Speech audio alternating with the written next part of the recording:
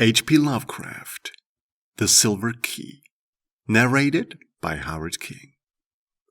When Randolph Carter was 30, he lost the key of the Gate of Dreams. Prior to that time, he had made up for the prosiness of life by nightly excursions to strange and ancient cities beyond space, and lovely, unbelievable garden lands across ethereal seas. But as middle age hardened upon him, he felt these liberties slipping away, little by little, until at last he was cut off altogether.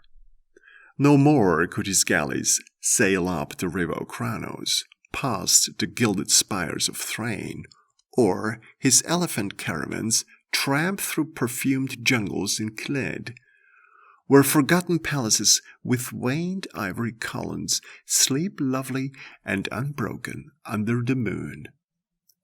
He had read much of things as they are, and talked with too many people. Well-meaning philosophers had taught him to look into the logical relations of things and analyze the processes which shaped his thoughts and fancies. Wonder had gone away, and he had forgotten that all life is only a set of pictures in the brain, among which there is no difference betwixt those born of real things and those born of inward dreamings, and no cause to value the one above the other.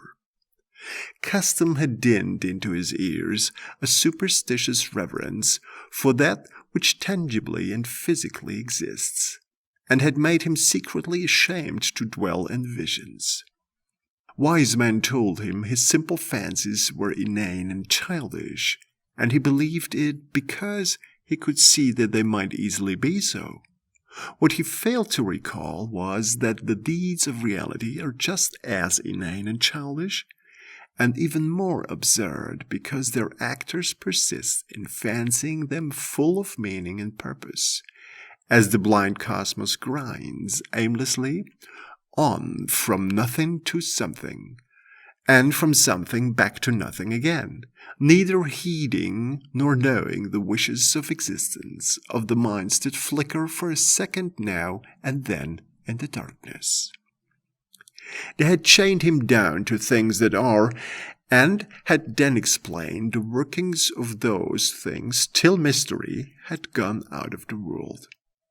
When he complained and longed to escape into twilight realms where magic molded all the little vivid fragments and prized associations of his mind into vistas of breathless expectancy and unquenchable delight, they turned him instead toward the new-found prodigies of science, bidding him find wonder in the atom's vortex and mystery in the sky's dimensions. And when he had failed to find these boons in things whose laws are known and measurable, they told him he lacked imagination, and was immature because he preferred dream illusions to the illusions of our physical creation. So Carter had tried to do as others did, and pretended that the common events and emotions of earthly minds were more important than the fantasies of rare and delicate souls. He did not dissent when they told him that the animal pain of a stuck pig or dyspeptic ploughman in real life is a greater thing than the peerless beauty of Narrator, with its 100 carven gates and domes of chalcedony, which he dimly remembered from his dreams. And under their guidance he cultivated a painstaking sense of pity and tragedy. Once in a while, though, he couldn't help seeing how shallow, fickle, and meaningless all human aspirations are, and how emptily our real impulses contrast with those pompous ideals we profess to hold. Then he would have recourse to the polite laughter they had taught him to use against the extravagance and artificiality of dreams. For he saw that the daily life of our world is every inch extravagant and artificial, and far less worthy of respect because of its poverty in beauty and its silly reluctance to admit its own lack of reason and purpose. In this way, he became a kind of humorist, for he did not see that even humor is empty in the mindless universe, devoid of any true standard of consistency or inconsistency. In the first days of his bondage, he had turned to the gentle churchly faith endeared to him by the naive trust of his fathers, for thence stretched mystic avenues which seemed to promise escape from life. Only on closer view did he mark the starved fancy and beauty, the stale and prosy triteness, and the owlish gravity and grotesque claims of solid truth which reigned boresomely and overwhelmingly among most of its professors, or feel to the full the awkwardness with which it sought to keep alive as literal fact the outgrown fears and guesses of a primal race confronting the unknown. It wearied Carter to see how solemnly people tried to make earthly reality out of old myths, which every step of their boasted science confuted, and this misplaced seriousness killed the attachment he might have kept for the ancient creeds, had they been content to offer the sonorous rites and emotional outlets in their true guise of ethereal fantasy. But when he came to study those who had thrown off the old myths, he found them even more ugly than those who had not.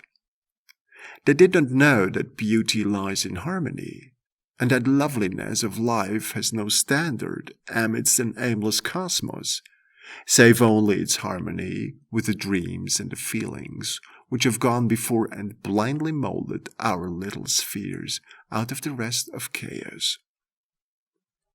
They did not see that good and evil, and beauty and ugliness are only ornamental fruits of perspective, whose sole value lies in their linkage to what chance made our fathers think and feel, and whose finer details are different for every race and culture.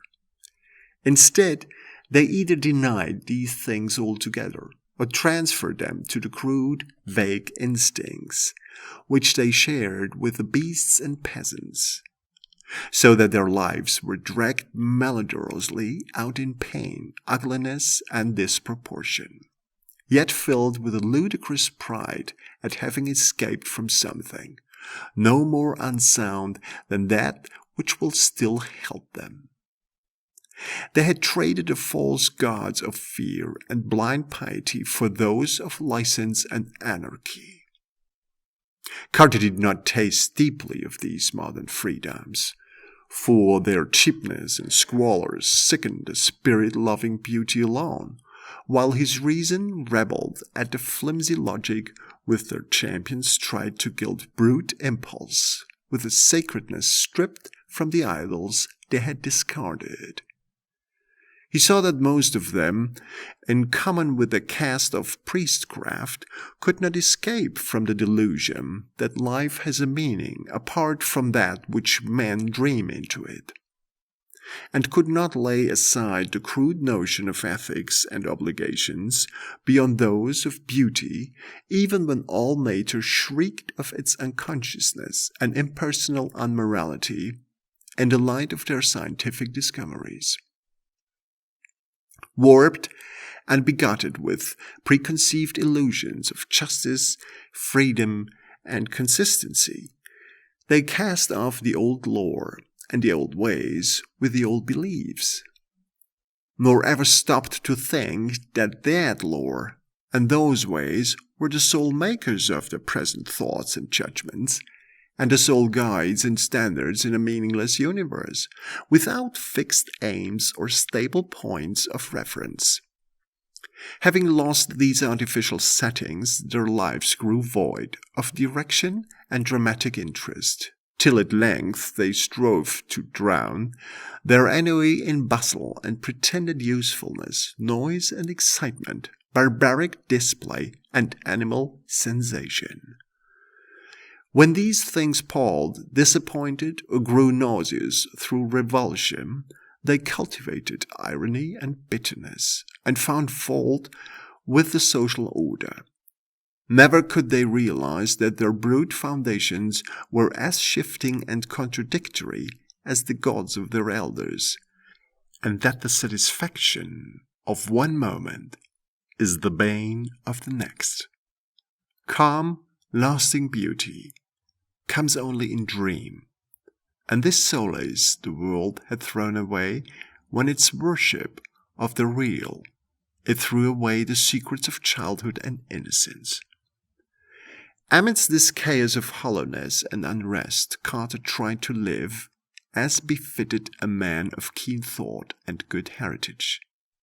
With his dreams fading under the ridicule of the age, he could not believe in anything, but the love of harmony kept him close to the ways of his race and station. He walked impassive through the cities of man, and sighed because no vista seemed fully real. Because every flash of yellow sunlight on tall roofs and every glimpse of balustraded plazas and the first lamps of evening served only to remind him of dreams he had once known, and to make him homesick for ethereal lands he no longer knew how to find. Travel was only a mockery, and even the Great War stirred him but little, though he served from the first in the Foreign Legion of France. For a while he sought friends, but soon grew weary of the crudeness of their emotions, and the sameness and earthiness of their visions. He felt vaguely glad that all his relatives were distant and out of touch with him, for they could not have understood his mental life. That is, none but his grandfather and great-uncle Christopher could, and they were long dead. Then he began once more the writing of books, which he had left off when dreams first failed him. But here, too, was there no satisfaction of fulfillment, for the touch of earth was upon his mind, and he could not think of lovely things as he had done of yore. Ironic humor dragged down all the twilight minarets he reared, and the earthy fear of improbability blasted all the delicate and amazing flowers in his fairy gardens. The convention of assumed pity spilled mawkishness on his characters, while the myth of an important reality and significant human events and emotions debased all his high fantasy into thin-veiled allegory of cheap social satire. His new novels were successful as his old ones had never been, and because he knew how empty they must be, to please an empty herd he burned them and ceased his writing. They were graceful novels, in which he urbanely laughed at the dreams he lightly sketched. But he saw that their sophistication had zapped all their life away. It was after this that he cultivated deliberate illusion and dabbled in the notions of the bizarre and the eccentric as an antidote for the commonplace.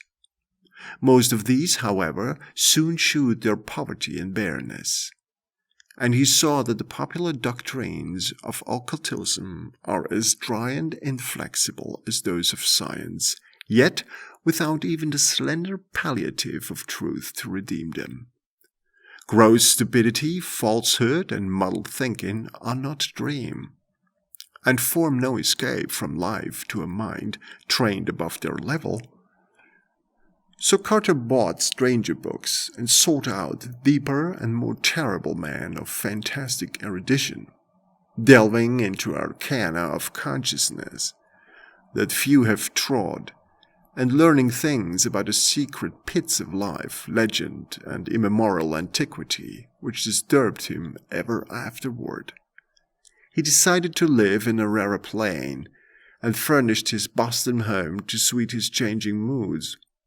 One room for each, hung in appropriate colors, furnished with befitting books and objects, and provided with sources of the proper sensations of light, heat, sound, taste, and odor.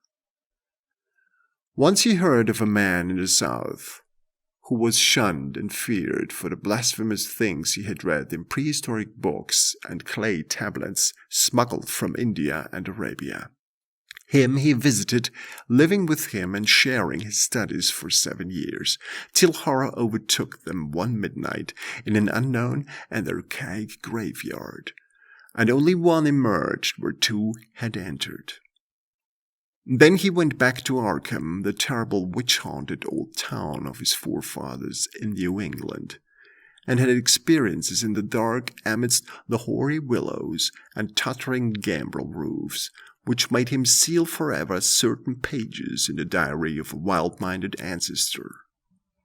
But these horrors took him only to the edge of reality, and were not of the true dream country he had known in youth, so that at 50 he despaired of any rest or contentment in a world grown too busy for beauty and too shrewd for dream. Having perceived at last the hollowness and futility of real things, Carter spent his days in retirement, and in wistful disjointed memories of his dream-filled youth. He thought it rather silly that he bothered to keep on living at all, and got from a South American acquaintance a very curious liquid to take him to oblivion without suffering. Inertia and force of habit, however, caused him to defer action, and he lingered indecisively among thoughts of old times, taking down the strange hangings from his walls and refitting the house as it was in his early boyhood, purple paints, Victorian furniture, and all. With the passage of time, he became almost glad he had lingered, for his relics of youth and his cleavage from the world made life and sophistication seem very distant and unreal. So much so that a touch of magic and expectancy stole back into his nightly slumbers. For years those slumbers had known only such twisted reflections of everyday things as the commonest slumbers know, but now there returned a flicker of something stranger and wilder, something of vaguely awesome imminence, which took the form of tensely clear pictures from his childhood days and made him think of little inconsequential things he had long forgotten. He would often awake, calling for his mother and grandfather, both in their graves 25 centuries. Then one night, his grandfather reminded him of a key. The grey old scholar, as vivid as in life, spoke long and earnestly of their ancient line, and of the strange visions of the delicate and sensitive man who composed it. He spoke of the flame-eyed crusader who learned wild secrets of the Saracens that held him captive, and of the first Sir Randolph Carter who studied magic when Elizabeth was queen. He spoke, too, of that Edmund Carter who had just escaped hanging in the Salem witchcraft, and who had placed in an antique box a great silver key handed down from his ancestors. Before Carter awaked, the gentle visitant had told him where to find that box, that carved oak box of archaic wonder, whose grotesque lid no hand had raised for 2 centuries. In the dust and shadows of the great attic he found it, remote and forgotten, at the back of a drawer in a tall chest. It was about 1 foot square, and its Gothic carvings were so fearful that he did not marvel no person since Edmund Carter had dared to open it. It gave forth no noise when shaken, but was mystic when the scent of an unremembered spices. That it held a key was indeed only a dim legend, and Randolph Carter's father had never known such a box existed. It was bound in rusty iron, and no means was provided for working the formidable lock. Carter vaguely understood that he would find within it some key to the lost gate of dreams. But of where and how to use it, his grandfather had told him nothing. An old servant forced the carven lid, shaking as he did so at the hideous faces leering from the blackened wood, and at some unplaced familiarity. Inside, wrapped in a discolored parchment, was a huge key of tarnished silver covered with cryptical arabesques. But of any legible explanation there was none. The parchment was voluminous, and held only the strange hieroglyphs of an unknown tongue, written with an antique reed. Carter recognized the characters as those he had seen on a certain papyrus scroll belonging to the terrible scholar of the South who had vanished one midnight in a nameless cemetery. The man had always shivered when he read his scroll, and Carter shivered now. But he cleaned the key and kept it by him nightly in its aromatic box of ancient oak. His dreams were meanwhile increasing in vividness, and though shewing him none of the strange cities and incredible gardens of the old days, were assuming a definite cast whose purpose could not be mistaken. They were calling him back along the years, and with the mingled wills of all his fathers were pulling him toward some hidden and ancestral source.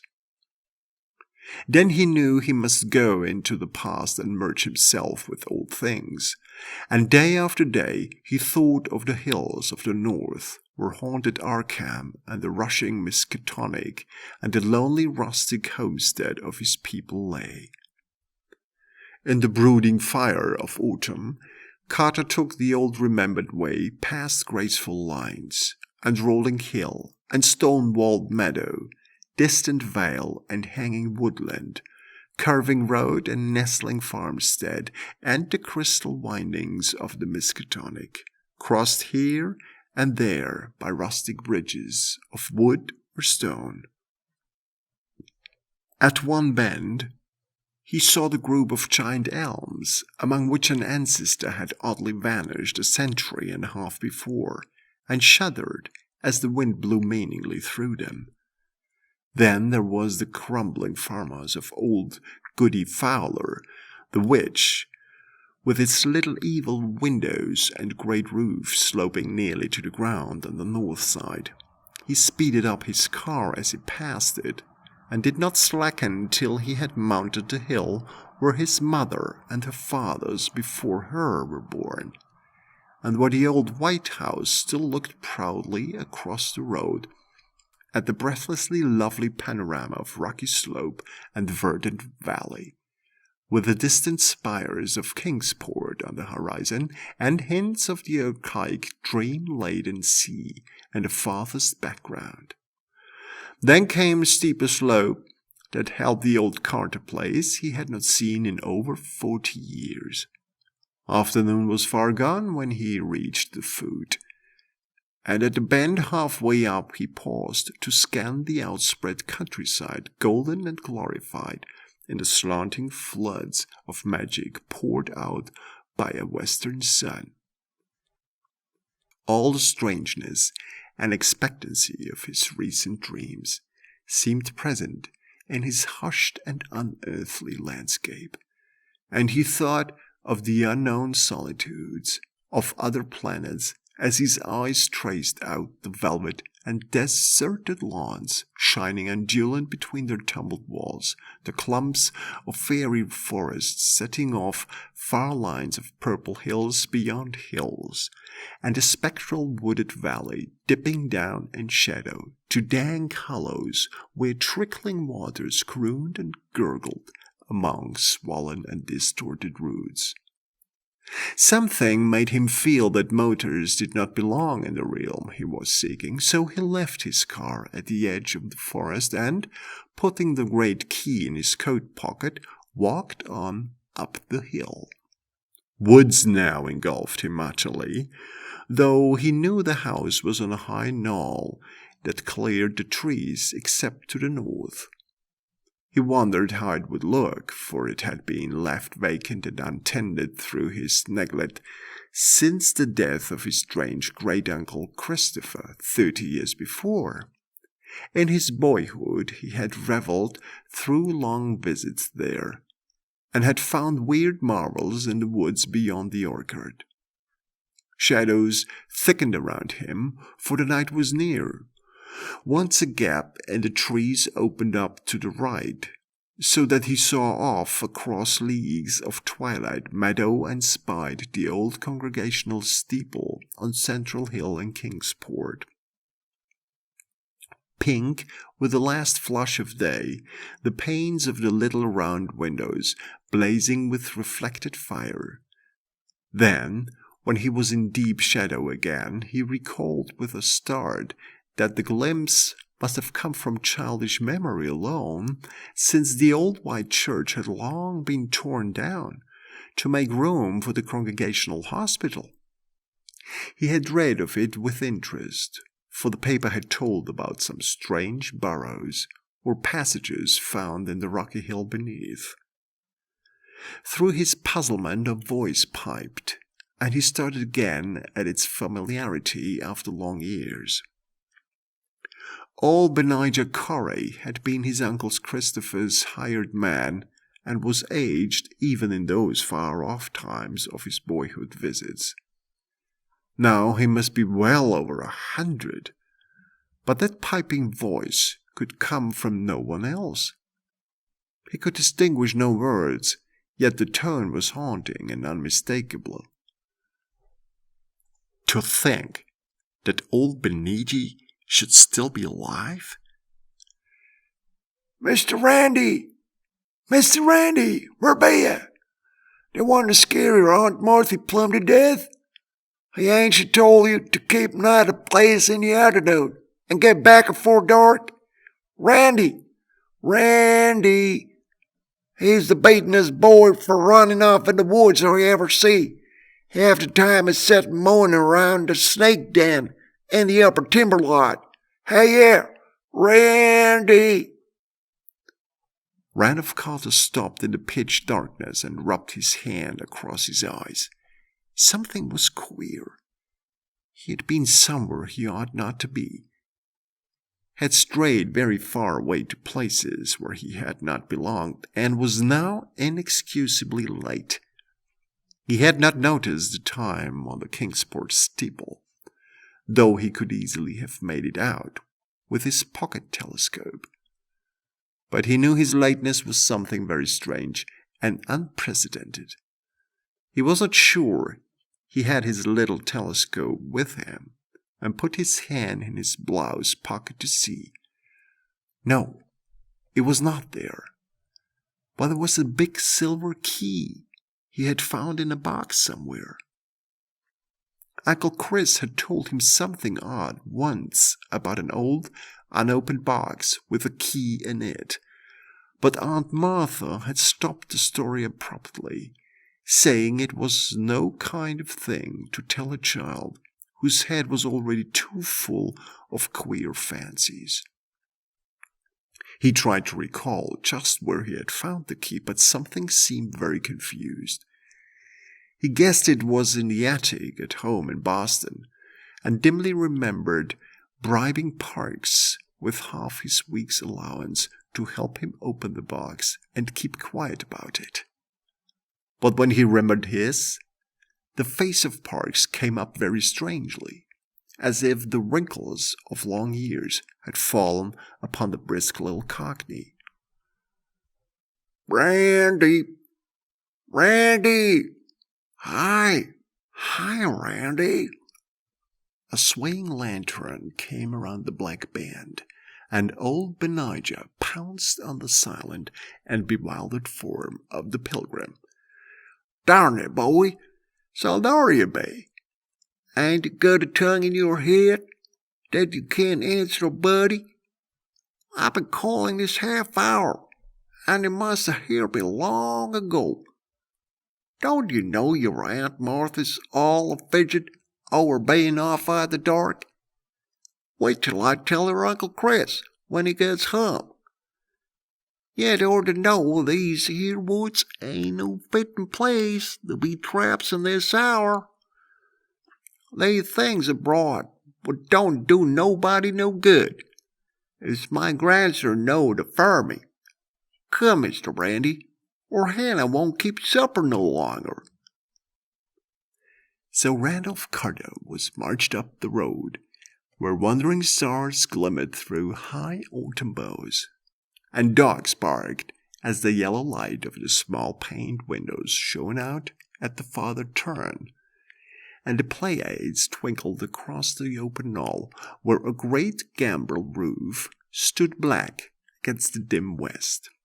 Aunt Martha was in the doorway, and did not scold too hard when Benijah shoved the truant in. She knew Uncle Chris well enough to expect such things of the Carter blood.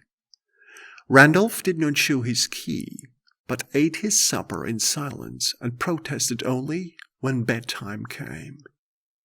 He sometimes dreamed better when awake, and he wanted to use that key.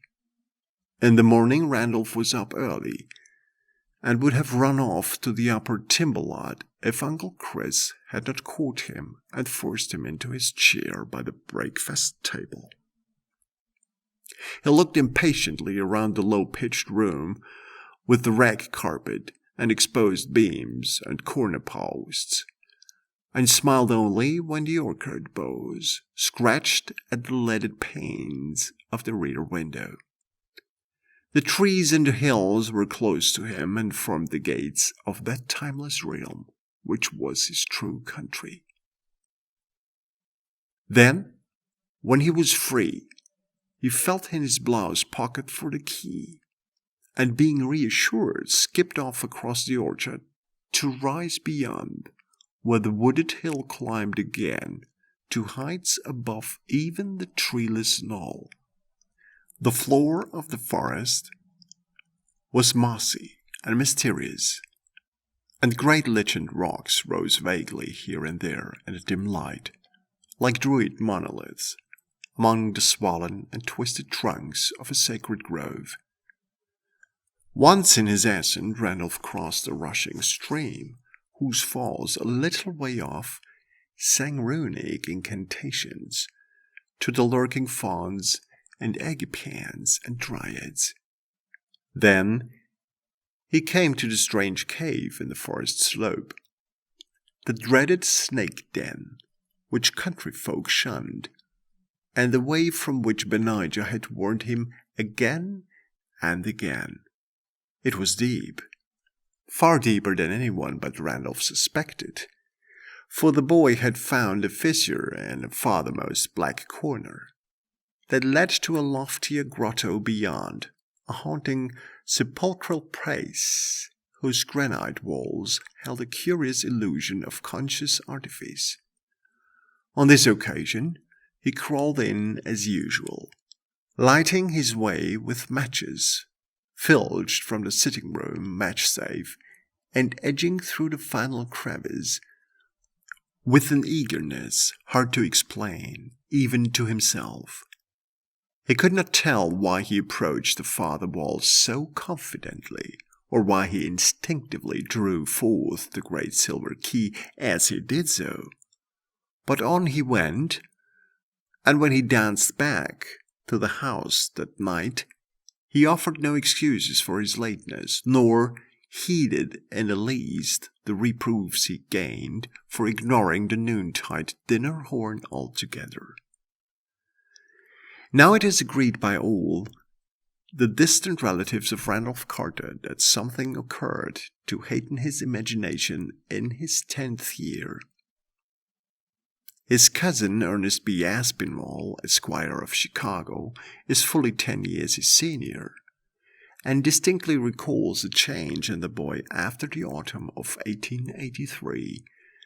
Randolph had looked on scenes of fantasy that few others can ever have beheld, and stranger still were some of the qualities which he shewed in relation to very mundane things. He seemed, in fine, to have picked up an odd gift of prophecy, and reacted unusually to things which, though at the time without meaning, were later found to justify the singular impressions. In subsequent decades, as new inventions, new names, and new events appeared one by one in the book of history, people would now and then recall wonderingly how Carter had years before let fall some careless word of undoubted connection with what was then far in the future. He did not himself understand these words or know why certain things made him feel certain emotions, but fancied that some unremembered dream must be responsible. It was as early as 1897 that he turned pale when some traveler mentioned the French town of Beloeil-en-Santerre, and friends remembered it when he was almost mortally wounded there in 1916, while serving with the Foreign Legion in the Great War. Carter's relatives talk much of these things because he has lately disappeared. His little old servant Parks, who for years bore patiently with his vagaries, last saw him on the morning he drove off alone in his car with a key he had recently found. Parks had helped him get the key from the old box containing it, and had felt strangely affected by the grotesque carvings on the box and by some other odd quality he could not name. When Carter left, he had said he was going to visit his old ancestral country around Arkham. Halfway up Elm Mountain, on the way to the ruins of the old Carter place, they found his motor set carefully by the roadside, and in it was a box of fragrant wood with carvings that frightened the countrymen who stumbled on it. The box held only a queer parchment whose characters no linguist or paleographer has been able to decipher or identify. Rain had long effaced any possible footprints, though Boston investigators had something to say about evidences of disturbances among the fallen timbers of the Carter place. It was, they averred, as though someone had groped about the ruins at no distant period. A common white handkerchief found among forest rocks on the hillside beyond cannot be identified as belonging to the missing man. There is talk of apportioning Randolph Carter's estate among his heirs, but I shall stand firmly against this course because I do not believe he is dead. There are twists of time and space, of vision and reality, which only a dreamer can divine. And from what I know of Carter, I think he has merely found a way to traverse these mazes. Whether or not he will ever come back, I cannot say. He wanted the lands of dream he had lost, and yearned for the days of his childhood. Then he found a key, and I somehow believe he was able to use it to strange advantage. I shall ask him when I see him, for I expect to meet him shortly in a certain dream city we both used to haunt. It is rumored in Althar, beyond the river Sky, that a new king reigns on the opal throne in Ilikvad, that fabulous town of turrets atop the hollow cliffs of glass overlooking the twilight sea, wherein the bearded and finny Gnori build their singular labyrinths. And I believe I know how to interpret this rumor. Certainly I look forward impatiently to the sight of that great silver key, for in its cryptical arabesque there may stand symbolized all the aims and mysteries of a blindly impersonal cosmos.